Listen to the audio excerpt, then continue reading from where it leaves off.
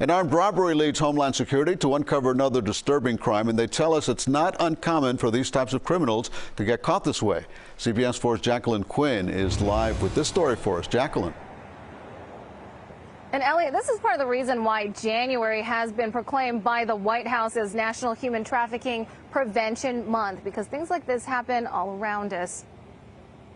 The Medley Police Department responded to South River Suites located at 12484 Northwest South River Drive in regards to an armed robbery. When the officers arrived, they encountered 3 victims who were on the 3rd floor who stated that they had been victims of an armed robbery. Officers responded shortly after 5:30 a.m. Thursday. The victims said 2 men knocked on their door and were wearing masks. And when the victims went to open the door, they were armed with firearms and robbed the victims. And according to State Attorney Catherine Fernandez-Rendell's office, one of the victims was at the location awaiting a prearranged prostitution encounter. And our officers were able to identify specific things during the conversation that they were able to pry, and at which point the victim came forward and advised that yes, that she was in fact a victim of human trafficking. Through the investigation, the 2 other people were arrested.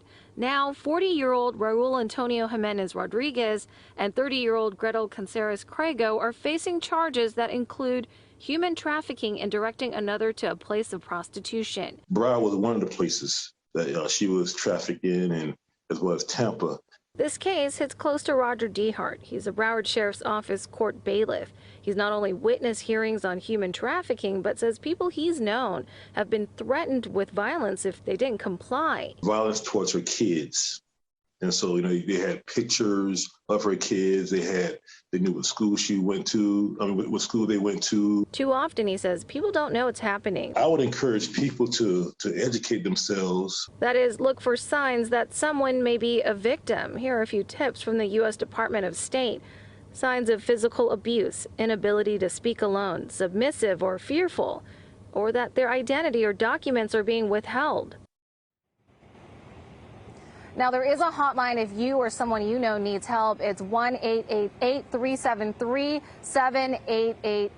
I've tweeted it out, and it'll be in our story shortly. And police say they are still looking for more information about the suspects involved in that robbery in Medley. I'm Jacqueline Quynh, CBS 4 News.